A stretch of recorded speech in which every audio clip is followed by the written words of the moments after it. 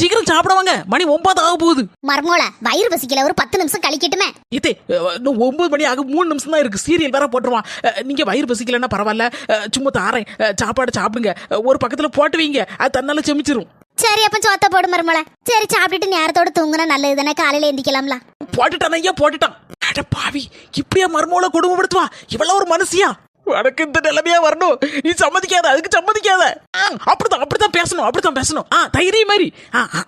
அட மரமண்டா, இவ்வளவு நேரம் என்னத்த சொன்ன, இப்ப மட்டும் இந்த டயலாக பேசிட்டு இருக்கா? சீரியல் பைத்தியத்தை போய் கட்டி வச்சிட்டேனா என் மவனுக்கு.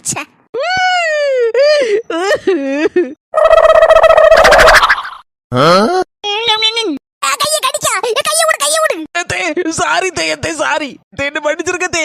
சீரியல் பார்க்கறதுல அப்படியே மூழ்கி உங்க கையை கடிச்சு போட்டேன். அடி பாவி மர்மோளா, கொஞ்சம் விட்டு 5 விரலையும் கடிச்சு முழுங்கிருப்பிய. பாவி விடு, காலை விடு. மன்னிச்சுட்டேன்னு ஒரு வார்த்தை முழுசா சொல்லுங்க, அப்பதானே காலை விடுவேன். மன்னிச்சு தொலைச்சிட்டேன், விடு காலை.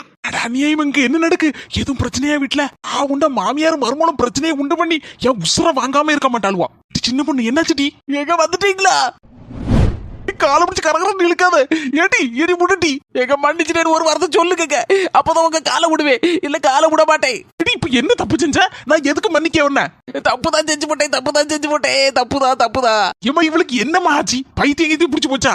என்கிட்ட கேட்கல, உன் பொண்டாட்டிட்டு கேளு. என்னனாலும் சொல்லி தோலட்டி. எங்கடா சீரியல் பார்த்துட்டு இருந்தா?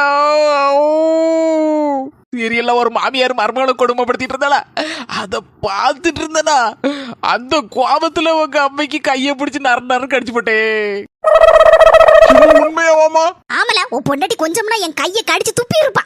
நல்ல வேலை, நறுக்குன்னு பாதி கடிக்கிறதுக்குள்ள நான் சுதாரிச்சுட்டேன். அழுது மண்டையை உடைக்காத. மன்னிச்சிட்டேன் போ. இப்பதாங்க எனக்கு நிம்மதியா இருக்கு. வயிறு பசிக்கு சோத்த போட்டு கொண்டு வா. மத்தியானம் உள்ள மீன் குழம்பு நல்லா சூடாக்கி வச்சிருக்கேங்க, சூப்பரா இருக்கும், கொண்டு வரேன். நான் சோத்த போட்டு யாந்தை சாப்பிட்டு போட்டு கையை கழுவாம உட்காந்துட்டு இருக்கேன். கை வேற காஞ்சு வச்சு. போங்க கை கழுவுங்க, போங்க. ஆமா, நீ எப்ப சோத்த போட்ட, நான் எப்ப தின்னேன்? இது என்னது இப்படி சொல்றியா? ஒரு தட்டு நிறைய அம்பாரமும் குமிச்சு சோத்த போட்டு கொண்டு வந்தேன். அதுல மீன் குழம்பா முங்க ஊத்திருந்தேன். 5-6 துண்டு மீனை வேற போட்டிருந்தேன். நல்ல வலிச்சு தின்னலத்தே. யாந்தை இப்படி போய் சொல்றியா? யாரு நீ? நான் அம்பாரமா சோத்தப்பட்ட குழம்பு முங்க நீனா ஊத்துன? ஆமத்தே, நான் தானே ஊத்துனேன். என் கண்ணால 2 கண்ணால பார்த்தேன். அம்பார மாதிரி இருந்துச்சு வாரு. அப்படியே டக்கு வாயில அள்ளி போட அப்படியே குறைஞ்சிட்டேன். எல்லாம் என் தலையெழுத்து. இதே இப்படி தலையில அடிக்காதீங்க. மண்டைக்குள்ள இருக்க மூளை பிதுங்கி வெளியில வந்துரும். நீ கண்டியா? அதெல்லாம் ஒண்ணு வராது. நீங்க சொல்லுது சரிதான். மண்டைக்குள்ள மூளை இருந்தாலும் வெளியில வரும். காலில் டப்பா தானே இருக்கு. சின்னதுரை, எதுக்குல நீ இருக்க? சில மாதிரி நின்னுட்டு இருக்கிய, என்ன ஏதோ பொண்டாட்டி கேட்க மாட்டேல. இன்னும் இந்த வீட்டுல அவ இருக்கணும், இல்ல நான் இருக்கணும், 2ல ஒண்ணு நடக்கணும். இன்னைக்குதான் கரெக்டா பேசிருக்கீங்க. நீங்க காலையிலே சொன்னீங்களா 10 நாள் ஊட்டி கொடைக்கானல் டூர் போனோம், வீட்டுல யார வச்சுட்டு போறதுக்கு, வீட்டை யாராவது கள்ள தூக்கிட்டு போயிட்டானா அப்படின்னு சொல்லி பயந்துட்டு இருந்தேன்ல. இப்ப உங்க அம்மா சொல்லிட்டாவோ யாரா ஒருத்தர் வீட்டுல இருக்கோண்டு. உங்க அம்மாவே இருக்கட்டுங்க, நம்ம 2 நேரம் டூர் போயிட்டு வரும்.